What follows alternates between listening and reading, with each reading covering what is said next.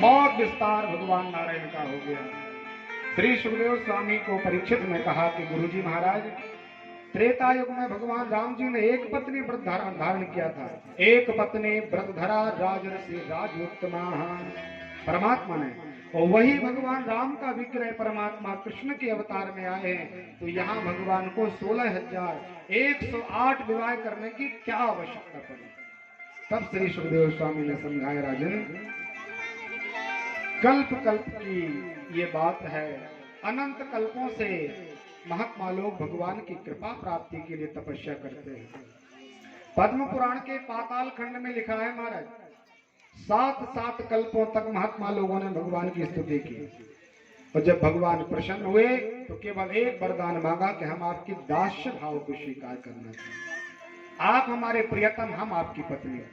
ऐसा करते हुए भगवान ने अनंत दंडकारण्य के मुनियों के लिए, अनंत कौशल प्रदेश की कन्याओं के लिए, अनंत जनक की वहां पटरानियों के लिए, उन नगर की कन्याओं के लिए, मत्स्यावतार में भगवान ने जली हुई जीवों के लिए, जहां परमात्मा का अवतार होता है सब भगवान के रूप पर मोहित हो जाते हैं। प्रत्येक जगह भगवान को सबने प्रणय निवेदन किया, लेकिन भगवान कहते गए अभी रुकिए, हम आपको अवसर देंगे, अभी रुकिए, आगे चल करके आपको अवसर मिलेगा।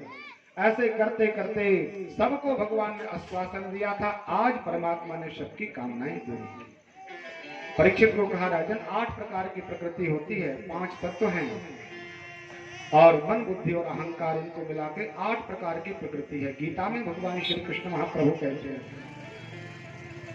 8 प्रकार की प्रकृति। हर समय भगवान का ध्यान पूजन में निमग्न थी। करते करते उसके मन में भी भगवान को प्रियतम के रूप में पाने का भाव जागृत हुआ। तो उस प्रकृति पर भगवान मंत्रमुग्ध हुए, आशीर्वाद दिया। तो 8 प्रकार की प्रकृति ही भगवान की अष्टपट रानियां हैं।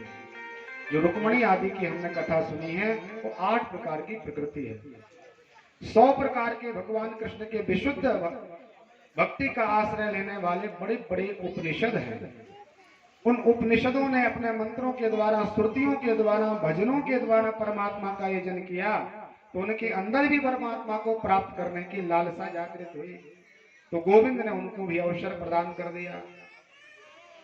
महाराज, धर्म में वेद का बहुत महत्व है। वेद साक्षात भगवान नारायण का विग्रह है। वेदो ही साक्षात कृष्ण, परमात्मा का विग्रह वेद नारायण, जिनमें कर्मकांड, उपासना कांड और ज्ञान कांड भरे हुए हैं।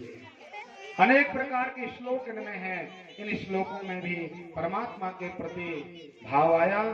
तो परमात्मा ने 16,000 श्लोकों को, जो उपासना कांड के थे, उनको आशीर्वाद दिया कि आपको भी अवसर मिलेगा।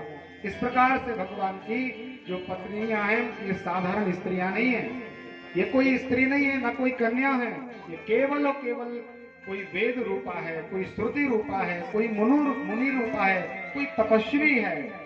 उन सब ने आकर के परमात्मा के चरणों में प्रतिपाद किया।